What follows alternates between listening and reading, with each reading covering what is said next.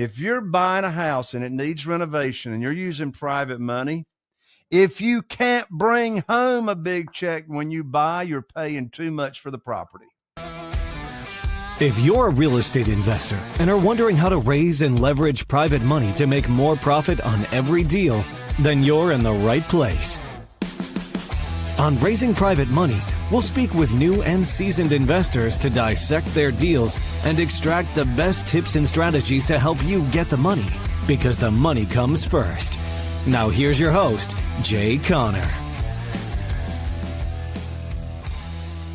I want to ask you, were you kind of winging it, some of it? Did you feel like you really had it down because it's, you weren't too seasoned at it? Right. No, I wasn't seasoned at all. So the first thing I decided I was going to do, and then I'll tell you how I got my very first $500,000 from the first private lender. All right. If you're buying a house and it needs renovation and you're using private money, if you can't bring home a big check when you buy, you're paying too much for the property. I love that. I just know that because I've done hundreds of deals and that's the way the math works.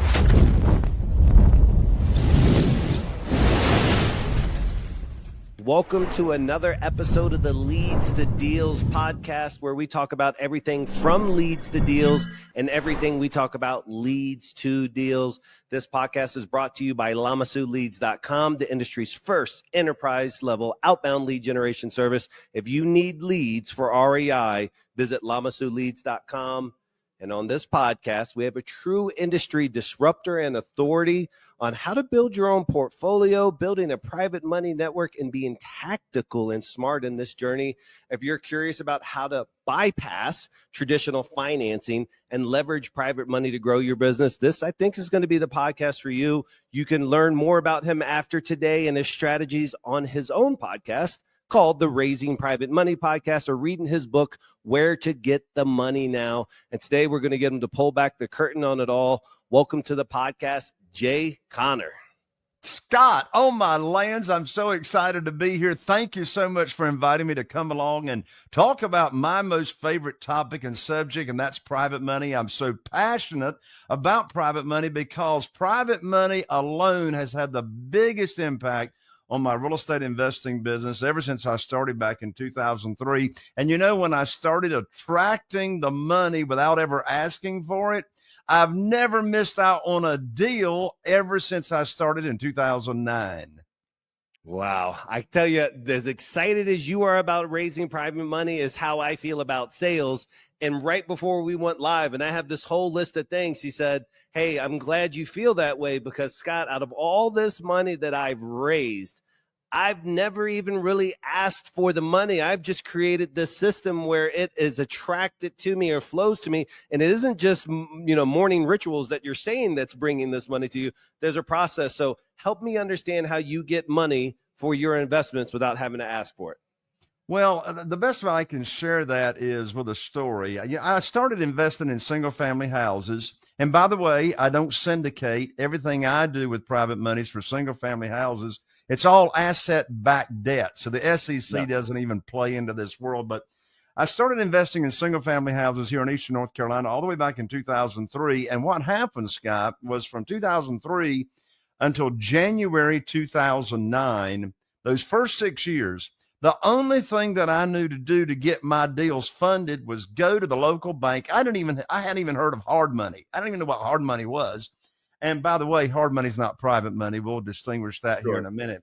But the only thing I knew to do to get my houses funded, my real estate deals funded, is go to the local bank, get on my hands and knees and put my hands underneath my chin and say, please fund my deal.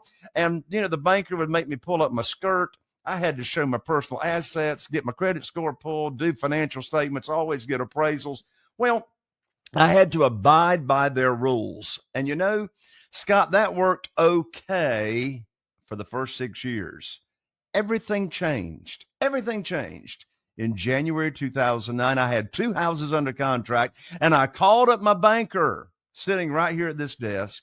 His name was Steve, and I thought I still had a line of credit at the bank.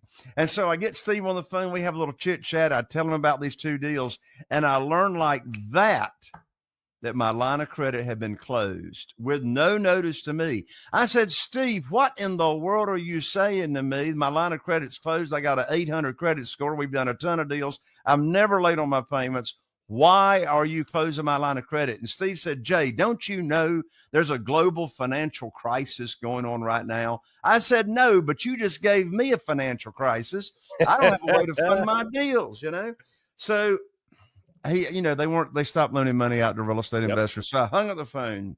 Scott, I want to share with you and your audience right now a very powerful question that I asked myself sitting right here at this desk after Steve cut me off from my funding. And I sat here, and by the way, this question I asked myself will help fix any problem anybody's got. I don't care if it's health, financial, career, relationships, or money problems. Here's the question. By the way, these people run around saying every problem's an opportunity. I want to throw up. I didn't have an opportunity. I had a problem. Now, the problem became a huge opportunity because without the problem, I wouldn't be here with you on your show today. Here's the question that I asked myself. I said, Jay. I lost him. Who? There's the key right there. It's not how, it's who. I said, who do you That's know my end too. that can help fix your problem? And you know what's funny, Scott? Immediately when I asked myself that question, immediately I thought of a dear friend, Jeff Blankenship. He was living in Greensboro, North Carolina at the time, investing in single-family houses.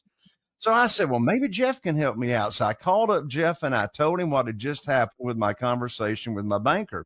And Jeff said, well, welcome to the club, Jay. I said, well, I want to be a member of that club, but what club are you talking about? He said, well, that's the club of your bank shutting you down. He says, my bank shut me down last week. I said, well, how are you going to fund your deals? He said, well, have you ever heard of private money? I said, no. He said, have you ever heard of self-directed IRA companies and how people that have retirement funds, ordinary individuals, can move retirement funds if they're not happy with them over to a self-directed IRA company and then loan that money out to us as a private lender, and the interest we pay them is tax-deferred or tax-free? I said, Jeff, I don't have a clue what in the world you're talking about. I said, what is private money? He said, well, I'm not exactly sure. He said, but there's this gentleman down in Jacksonville, Florida, by the name of Ron LeGrand, and Ron LeGrand that can tell us about private money. I said, well, what is it? He says, Jay, I don't know, but Ron says we can get a lot of it really, really fast. I said, okay. So I went to my very first, after being in this business for 6 years, I went to my very first real estate investing conference to hear Ron LeGrand, to learn about private money. And boy, let me tell you, Scott, I learned about private money, what it is, how it works. And I learned that a private lender is nothing more than an individual, ordinary people like you and me and everybody else that loan out the money from either their investment capital and or their retirement funds to us real estate investors. And it's a one-on-one transaction with no middle person, no broker involved. So I came back home.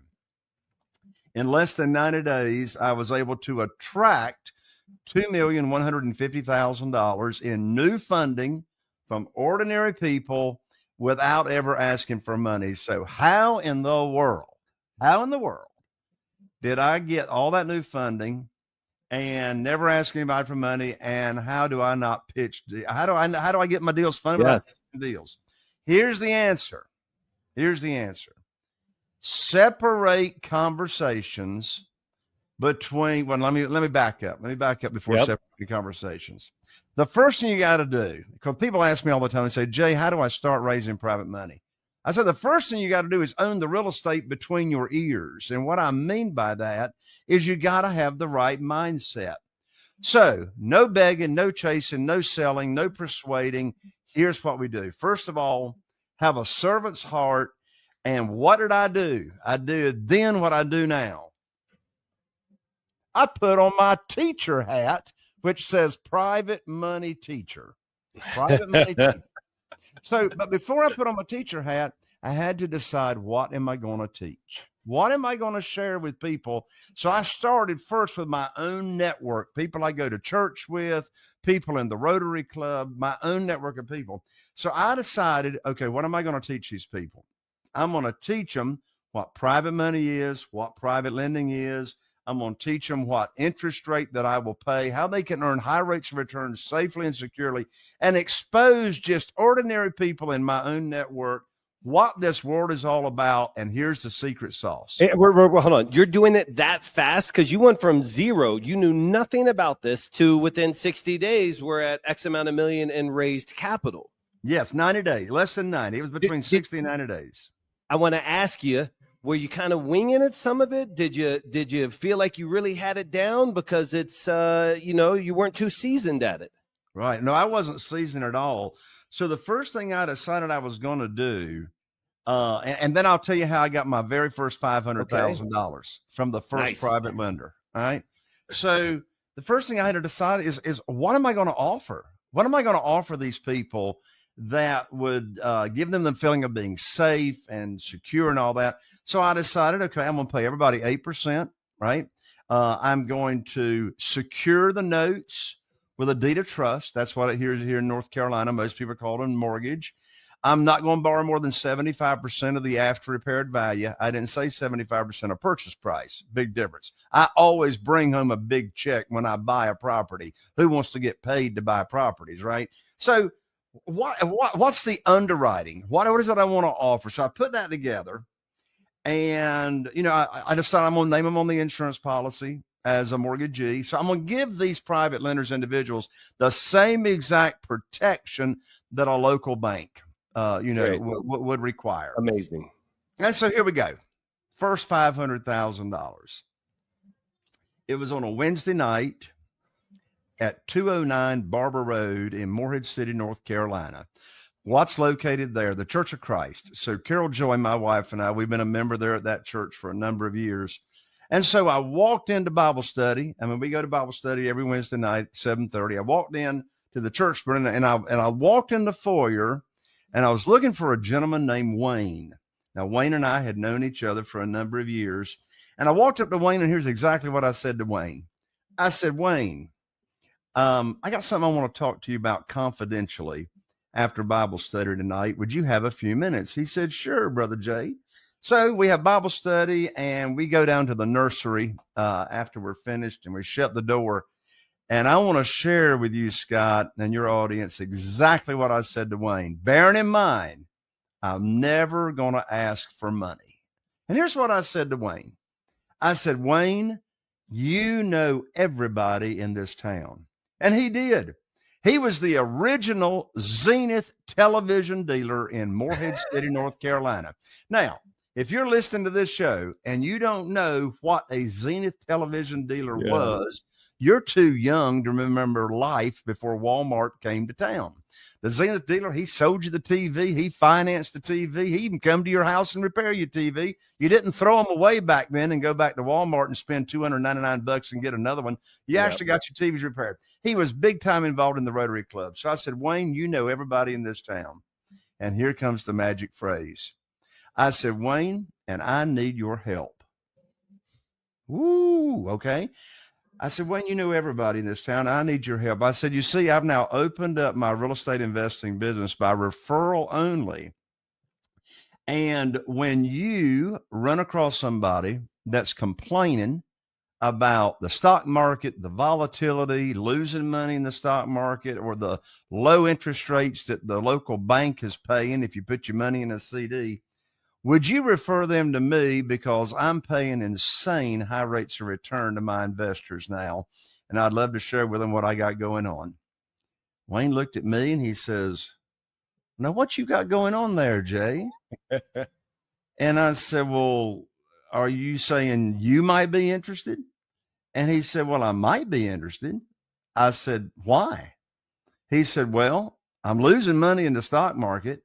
Bear in mind, this conversation was February 2009. He said, I'm losing money in the stock market, and I'm not making much money, in the local bank and my CDs. He says, what kind of rate of return are you paying there, Jay? I said, well, that sort of depends on the deal. I said, but, what sounds high to you? He said, well, I don't know. He says, I'm only making, it was almost 3%. It was less than 3%. in the local bank. He says, I don't know, I guess 5 or 6% would be pretty high. I said, Wayne, I can't pay you 5 or 6%, but I can pay you 8%. He said, put me down for $250,000. So the next day on Thursday afternoon, and bear in mind, unpack what I just said. I didn't ask him for any money. I asked him to help spread the word about my opportunity that I now have. And I wasn't talking any deals. Here's a writer downer, Scott. Desperation has a smell to it. Desperate. The worst time to be raising money is when you need it for a deal. Yep. And let me tell you, hey, Scott, I'm going to take a little risk right here, and then I'll finish my story about Wayne and that 500,000. But I'm going to take a little risk right here and ask you a question. Yes, sir. And Lord have mercy. I don't know. You might have said it yourself in the past. I hope not. But have you ever heard the guru on stage stand up there and say to real estate investors, particularly newbies, have you ever heard them say, oh, just get the deal under contract, the money will show up? Hear it all the time. Or they'll say, oh, money finds good deals. Now, that's the most asinine thing I ever heard in my life. I mean, is the money going to rain out of clouds, or has money got legs? Is somebody going to drop a box of money on your front doorstep and after you got a deal under contract? I mean, come on, give me a blankety blank break. Okay.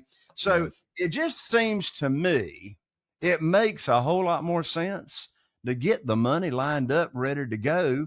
Think about a few $100,000 burning a hole in your back pocket. You think you'll make some more offers if you actually know where the money's going to come from. So back to Wayne. I went to his and his wife's home on Thursday afternoon after that little conversation on Wednesday night. And I went to their home, and what did I do? I came figuratively with my hat on.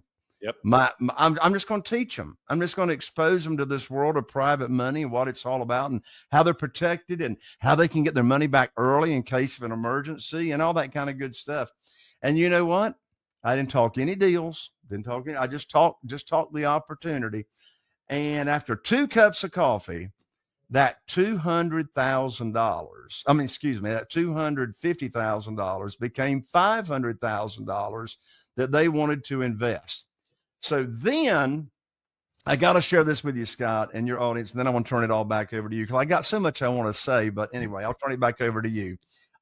So I want to share with you and your audience the exact script that I say over the phone to, and people love scripts, and I do too. And so I want to give the script exactly what I say over the phone to a private lender when I've got a deal for them to fund, and they're ecstatic to fund it without me pitching the deal.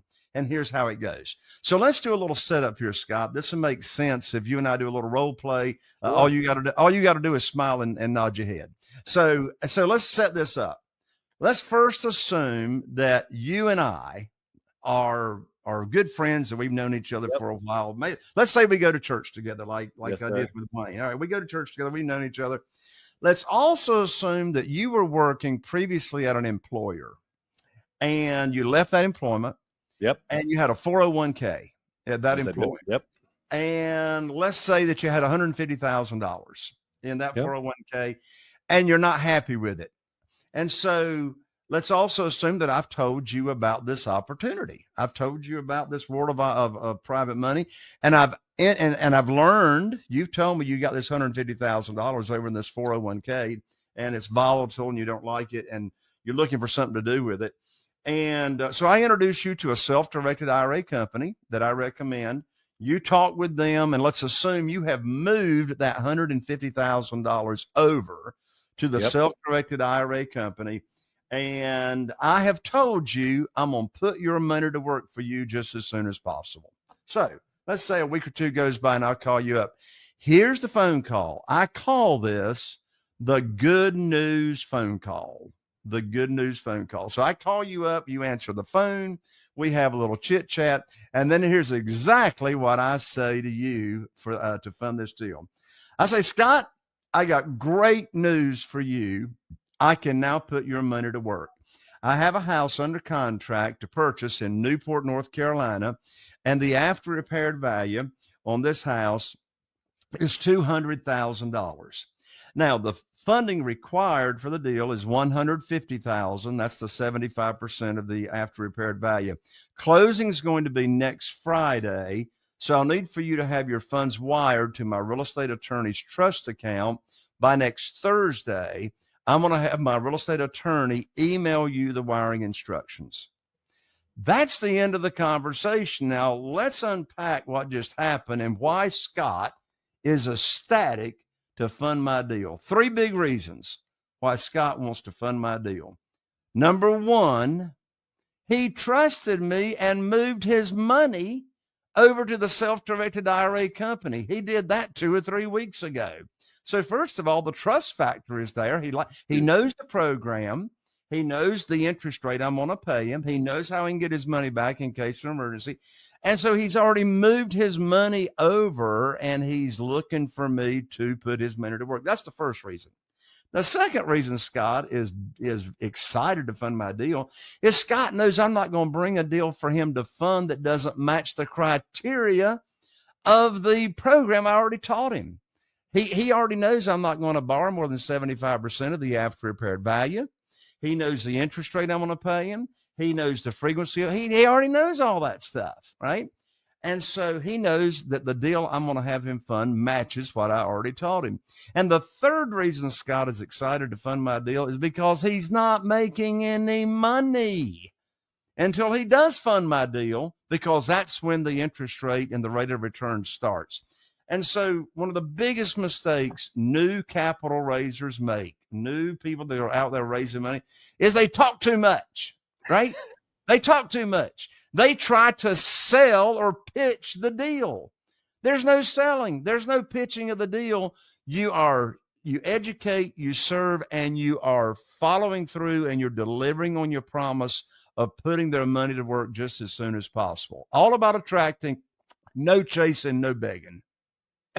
That's so much value, packed it within like 10 minutes. But I want to give you a compliment from myself that only maybe certain people in my world, but I mean it as a huge compliment. You give me Zig Ziglar vibes, Jay.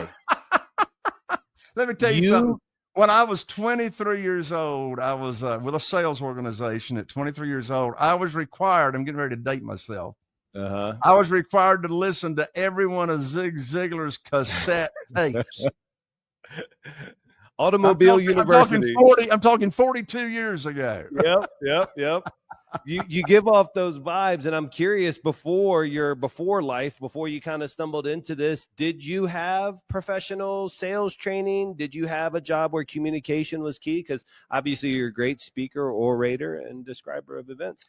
Yes, the best capital, and I don't want to rule out anybody, but the real estate investors that have the best success are, first of all, ordinary people, real estate investors. No special training. But if you are drawn to communicating with people, you're already ahead of the pack. Already ahead of the pack. And I'll tell you another way you're ahead of the pack. If you actually love people and you have a childlike curiosity, that's going to pay you huge dividends. Well, because even with your story after church, and you're in the nursery area, and that tactic, it's like a takeaway, because you're not asking him for his business. You're actually asking him as a conduit to kind of spread the word. And that whole conversation would have been just 180 degrees different if you're like, I got an opportunity for you. Instead, you didn't even, and then he gets to raise his hand. And what I love the most about everything you talked about is something that I believe in, is that if my product or service or good is truly what I believe, I need to get that transfer to feelings through education. Because if I can educate you up to speed, then I should be the logical conclusion. And so I always just think educate first, then help. And it sounds like that's really exactly what you're doing. That's exactly what I'm doing. So I have 47 ordinary people, private lenders, individuals that are funding our deals. And I don't do a ton of deals. I'm in a small area, but I do 2 to 3 a month. Average profits are $86,000. I don't say that to brag. I say that to make a point. There's an argument to be made to be a big fish in a small pond. Amen. right? And dominate the market. But sorry, I digress. But you're right. Of my 47 private lenders, Scott, you know what's interesting? Not one of my 47 private lenders funding my deals ever heard of private money or private lending until I put on my teacher hat and I exposed them to this world. And not one of them had ever heard of self-directed IRAs. Now, here's a writer downer. Here's an actionable item. If you're listening to this show and you want to raise money, here's one of the first things you want to do. Establish a relationship with a self-directed IRA company that, and here's why. Over half of my private lenders are using current retirement funds that they already had, either in the stock market or 401ks or et cetera. And they moved it over to the self-directed IRA company that I recommended. Well, if I hadn't already had a relationship in place, see, that's back to education. If I hadn't already had a relationship in place to introduce them to move their money over to, then I'd be missing out on more than half of my funding from my private lenders. But you're exactly right, Scott. It's all leading with education because, you know, my philosophy is when I educate people, and maybe we'll have time to talk about private lender luncheons. I got $969,000 pledged to me at my very first private lender luncheon. It was all about feeding them lunch and educating them, right, on what private money is. But if you're leading with education and serving, here's another part of my philosophy. I want to leave people better off than when I first talked to them about this. Amen. Even if they don't become involved, then they're going to learn some stuff and know some stuff that they, in all likelihood, never even knew this world existed. Yeah. Is there difference in qualities of self-directed IRA companies, or is it just like they all kind of function the same, so it doesn't matter who you move your funds to, your retirement to? Well, I'm not going to call any names out, but Sure. I have referred more than one or two or three self-directed IRA companies and recommended more. In fact, it's been 3 over all these years.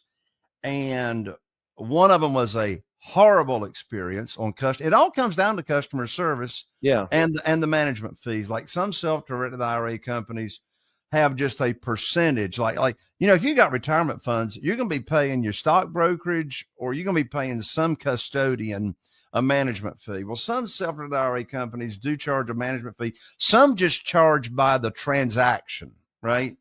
But yes, it does make a difference. And I don't want to call out any names here for the world to hear, but you know, if anybody reaches out to me, I'm glad to have an offline private conversation and give out the recommendations. You talked about 8% when you were talking about your story many moons ago. Economy's different, life is different. What is, if you were having that exact same conversation in the church August 8th, 2025, what would have been that percentage, or what is that percentage today? 8%. It's been 8% since 2009. And people say, Jay, how in the world are you still paying your private lenders 8% from, of course, you know, 5 years ago, the local bank got down to an average of 0.17%. And then a year and a half ago, you could have gotten 5 or 5.25%. Now it's down to right at 3 or a little bit less than 3% on a 7-month or 12-month CD. So the market is all volatile. And people say, Jay, how in the world are you paying your private lenders the same thing, 8% since 2009? I said, well, there's 2 reasons why I still pay them 8%. The first reason is 8% is a whole lot more money than either 0.17 or 3 or even 5%. Yep. And it's not unsecured. It's secured. It's backed by real estate. I said, the second reason I still pay them 8% is because I make the rules, right? I make the rules. This is not a negotiation conversation. Now, that does trigger this important point. There's 3 categories of where you find private money. There's 3 categories of people that I've identified as to where these people are. I mean, where do you find these people? Well, the first category is your own network, as I shared. You go to church with them, you play golf. I mean, here's the question to ask. Where do you go and see the same people every week, right? the trust factor is already there in place, right? Where do you go? Who you play golf with, who you play poker with, blah, blah, blah, co-workers, etc. Who's in your cell phone? Here's another great question to ask yourself, because in my book, Where to Get the Money Now, I actually teach the 5 steps in the book of how to raise a lot of private money very, very quickly. But a great question to ask yourself is, who in your cell phone is retired, right? Because there's a good chance they got retirement funds. But anyway, that's the first category, people in your own network. Now, the second category of where you find private lenders is what I call in your expanded network. Because if you want to scale your business, I've rehabbed and flipped over 500 houses since started doing this here in just 2 counties in Eastern North Carolina. So if you want to scale your business, you're going to run out of your own network sooner or later. So how do you continue to grow your network? Well, I teach that in my book as well, but let me tell you a great big, easy, fast way to grow your network. And that is join BNI in your local area, Business Networking International. I've gotten millions of dollars through my new connections and referrals from becoming active in BNI. The third category of where you find private lenders are existing private lenders. These are ordinary people that are already loaning money out from their investment capital and or their retirement funds to real estate investors. Well, where do you find them? Well, did you know over 70% of account holders at self-directed IRA companies want to loan you money? They want to be a passive real estate investor. They don't want to find deals. They don't want to negotiate deals. They don't want to oversee rehab projects. They don't want to, get into the wholesale game of flipping contracts. They just want to loan money out and get a consistent return. Well, those self-directed IRA companies have networking events, and you don't have to be an account holder to attend those networking events. But here's the thing I don't want you to miss. When you're talking to an existing private lender, you're not putting on your teacher hat. When you're talking to these, you're not teaching them anything about private money. They already know what private money is. They for sure know what it is if they've got self-directed IRA account. So that conversation becomes a negotiation conversation and not a teaching or education conversation. And you know what? I have a whole lot more fun being a teacher than I do a negotiator. I'm sure. You said it just slipped through between the many words. You said something about earlier, like on every deal, I still bring home a check. Yes. And it made me think that there was something in that 70% of ARV versus acquisition price thought process. So walk me through what that means to Jay. So the way you bring home a check when you buy without taking any of your own money to the closing table is, so let's follow the math. So let me give an example of a real deal, right? Yep. So let's go back to the little role play, Scott, you and I did. After repaired value is $200,000. Now I'm keeping the numbers low because it'll make sense. I know in California, you can't even get an outhouse for $200,000. But anyway, we'll keep it simple. So let's say we have an ARV, an after repaired value on a single family house of $200,000. Now, I borrow up to 75% of the after repaired value. So I can borrow up to $150,000. Well, if that house is distressed and needs renovation, then I'll buy that house all day long for $100,000 if the renovation is maybe $30,000 or $35,000. So let's follow the math. I'm going to buy it for $100,000. So I go to the closing table and my private lender has already wired $150,000 to the closing agent. In North Carolina, we use real estate agents. Most states use title companies. But whoever the closing agent is, the 150,000 got wired in. Now I go to the closing table and 100,000 of that $150,000 is going to go to the seller of that property. It doesn't matter if it's a bank-owned property or for sale by owner. Of course, I haven't bought anything in the multiple listing service since COVID. Everything we buy is for sale by owners in what we call off market. But 100,000 goes to the seller. So now, after taking out a little bit of closing cost, my real estate attorney's check that is payable to me, the buyer, My favorite phrase on her check, on my real estate attorney's check stub, Scott, is excess cash to close.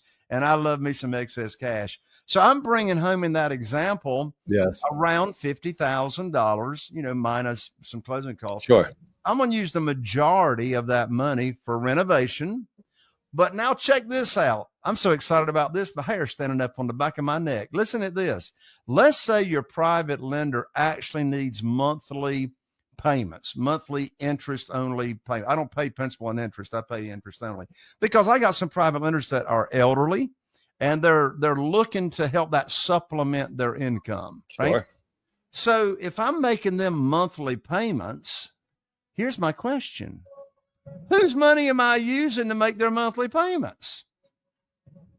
Right? Yeah. I mean, I got 50,000 excess cash to close from the private lender. And now that money's going to run out. I either want to get that house flipped in as quick as possible, or if I'm going to be selling it on rent to own or lease purchase, then I want to get it cash flowing. But that's how it works. For you to bring home a big check, typically there's going to be equity in the house, right? And there may be a renovation involved. The biggest checks I bring home is with the biggest renovations, right? Because I'm getting all the renovation money up front. There's no draws. There's no draws in this world. All the money comes in up front. A lot of people in my network and my own clients in the REI space, they use like 2 or 3 major hard money lenders. And that's literally what they do. It's already dialed in per se. They have their contact, they have their processes down, and they'll go in there and then they'll make sure they're done within a year. And they're going through all the process, paying the associated fees. At a high level snapshot, it's more flexibility, it's less fees. Like, what are they missing to really have it sink in about why they need to do this versus this traditional route? Sure. Well, first of all, I don't poo-poo hard money lenders. Some of my best friends are hard money lenders. In fact, they use my techniques to go raise more money for their fund that they turn around and lend out to the real estate investors, right? So if the math makes sense and you don't have private money, then of course don't pass up on the deal. Use your hard money lender, relationship. But here, there's 20 reasons why I love private money, but I'm not going to do all 20. I'm going to do the big ones. So first of all, paying 8% with no points, I promise you, is going to be a lot cheaper than what you're going to pay your hard money lender. You're going to pay a much higher interest rate, depending on your experience. You're going to be from 11% to 14% in today's market. You're going to pay points. You're going to pay origination fees. You're going to pay some other fees that they call different things, but you're going to pay some more fees that you got to bring to the closing table. There's none of those fees with private money. Secondly, you're never going to bring home a big check when you purchase. You're going to have to take some of your own money to the closing table. Trust me, right? Yep. So the cash flow. Now, depending on your relationship, some hard money lenders can move pretty quickly, but most of them cannot move as fast as my private lenders. All my offers, I can close in 7 days. 7 days I can close. And the reason that is because the private money's there, ready to go, ready to be wired. And I got a great relationship with my real estate attorney as well. Another big difference is the length of the note. Most hard money lenders is going to have a note of either 6 months, 9 months, or 12 months. Yes. So and there's no extension fees with private money. If you haven't cashed out that note within the length of the note, they may extend your note, but what's the hard money lender want? More money. I know I got a good friend that's a hard money lender that if you haven't cashed out by the length of the note, they'll extend your note, but it's 3% of the amount financed, and that only gets you 90 more days. That's called 1% a month, right? So private money, much cheaper and much quicker. There's no hurry to pay it back. All my notes are either 2 years or 5 years. 2 years if it's just liquid capital, 5 years if they're using retirement funds. They never want their money back because if they get their money back, they stop making money until I put it back to work. So no extension fees, bring home a big check. Oh, here's a writer downer, Scott. Here's a writer downer. If you're buying a house and it needs renovation and you're using private money, if you can't bring home a big check when you buy, you're paying too much for the property. I love that. I just know that because I've done hundreds of deals, and that's the way the math works. If you can't bring home a check, then you're paying too much. I think when I hear these, I think about the guys who are kind of on the fence in the industry. They're halfway pregnant, I call them. And it's their wholesaling, and they've gotten kind of almost addicted in their processes and they're feeding guys like you off-market deals who are then building their portfolios. And what they're missing is that education, but that capital infusion to be able to start building their own. Yeah. And that's what I hope who really gets inspired. I have a lot of wholesalers out there that they just haven't taken that first step. And I think some of them would say, well, Scott, I'm in my 20s. I'm 28 years old. I'm 25 years old. I'm not Jay. I'm not seasoned. I don't seem like that. Maybe I have some tattoos, or maybe I'm not too big in my local church, or whatever it may be, because they're just young and getting into it, but they have access to real deals because they're making money selling to other people. How would you encourage that younger person who really doesn't have that much of a network to be able to learn and execute on this? Yeah, the quickest way to get that is just what's called self-confidence. And how do you get self-confidence? Two ways. First of all, learn what it is that you're going to teach. Learn what you're going to teach. In my book, Where to Get the Money Now, it's so easy to read. And if you can read, you can do this. It's not complicated. It's easy to do. So first of all, you build your confidence by knowing what it is that you're going to go about teaching, right? And then the only other way to build your confidence is just get out there and screw it up royally. Just screw it up, right? Get out there, put on your teacher hat, start teaching people what this is about. They'll start asking you questions that you say, well, I'm not sure about that. Let me go check on that. And then you call your buddy Jay Connor, and I'll give you the answer. I love it. I was going to mention it because I love this book, Where to Get the Money Now. And I think about it. I know one of the things that you have to tackle in there is this perception. I think a lot of people in the industry have says, well, if I get private money, I have to give up equity in the deal. Nope. Tell me, does that happen? Is it a strategy? Just stay away from it. And maybe, I guess, why does everybody think that? Yeah, it's a great question. A lot of people think that, and they've got it in their mind, that if someone's going to loan you money, then you should be giving them, a percentage of the profit. And I've never given any percentage of my profit. And think about it. Your private, what if something goes sideways with that deal and you don't make as much money as you had anticipated or told your private lender? Well, I've rehabbed over 500 houses. Have I ever had a rehab project come in on budget? No. I've never had one come in. That's why the secret is in your offer and not exactly estimating, the renovation to the T. But our private lenders absolutely love this program because they know, regardless as to what happens with that deal, they know what their rate of return is, right? So, the old business model was joint venturing. Somebody put up the money, private lender, investor, and then you split the profits 50-50. Right. Well, I've never given any of the profit or the equity. If they loan $100,000 on a deal, they know that they're going to get 8%, $8,000 on that $100,000 until you cash out the deal. So they like the reliability of knowing exactly what to receive. And again, if you're sharing in the profits, then, maybe they want to go over there and get involved in, okay, well, what should we do to this house? Right. They want to get involved in your world. Hey, look, I want my private lenders to do what they do best, which is send me money, and they sit back and they watch their account grow. And then I do what I do best is I do deals. They fund deals. I do deals. We're getting close on time, but I got some questions still lingering, and I'm curious, does private money expire like milk? Like if you're getting this commitment and then you're not utilizing it, and aren't we asking them to take it out of an active investment, put it into a self-directed, which I assume, and candidly I don't know, means that it's not doing anything other than sitting there, and then Jay doesn't have deals boy, I'm really missing out. So walk me through the overcommittal and everything. No, that's true. That's true. Look, do not get a commitment from a private lender unless you already know how you're going to source deals, right? Yes. So, because you don't want them moving their money over and, it's sitting there not earning any money.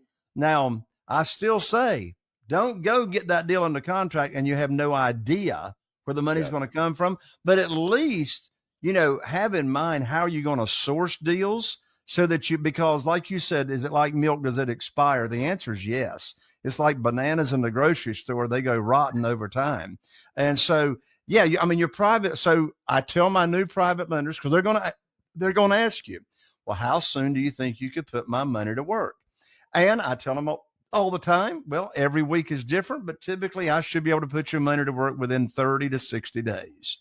And Great. So now actually in my mind, I know I'm going to be able to put their money to work in less than 30 days, right? Yes.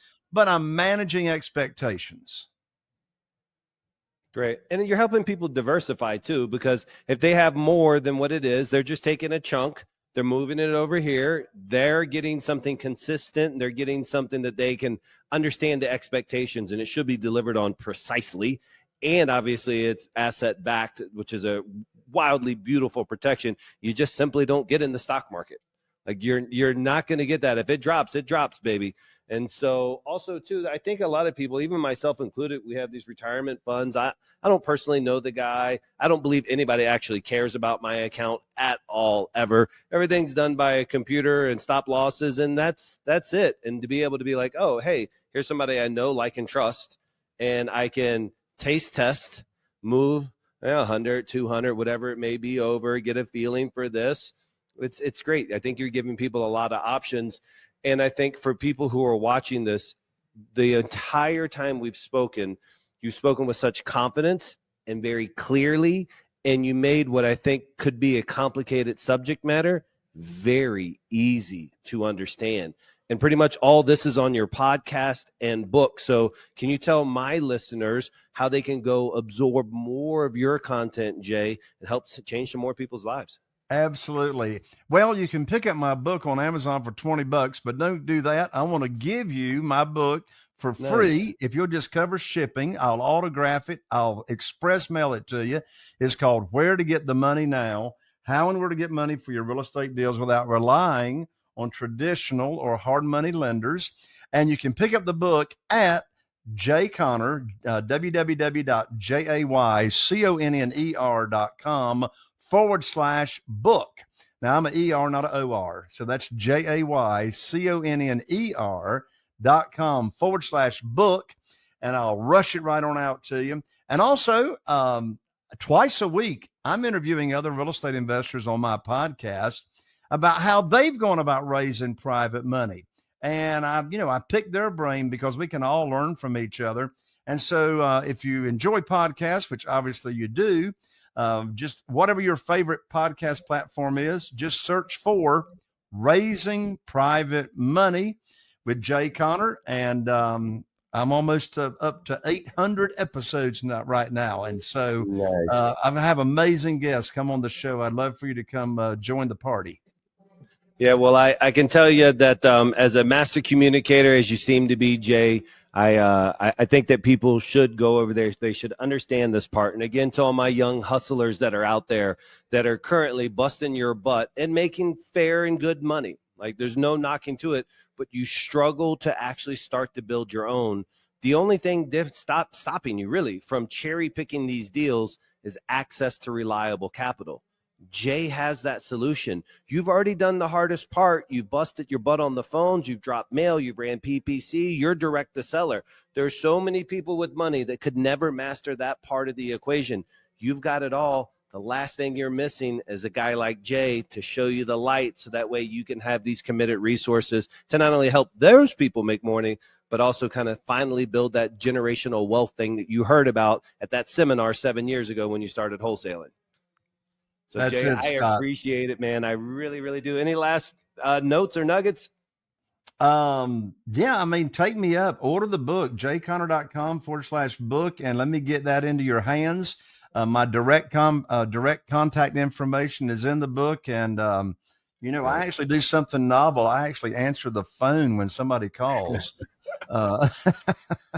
So I love it. Yeah, give me the opportunity to serve you. Great. I appreciate it. We're going to chop up a lot of this content. You can find it on our Instagram at Lamasu Leads. You can find it on our TikTok, Scott Morse, REI. And obviously like, comment, subscribe to the Leads to Deals podcast. Jay, this has been the most pleasant, most comprehensive conversation we've had about this subject matter. You truly are a subject matter expert. And I thank you for your time today to be able to share these golden nuggets with our followers. Scott, thank you so much. God bless you. Thank you, sir.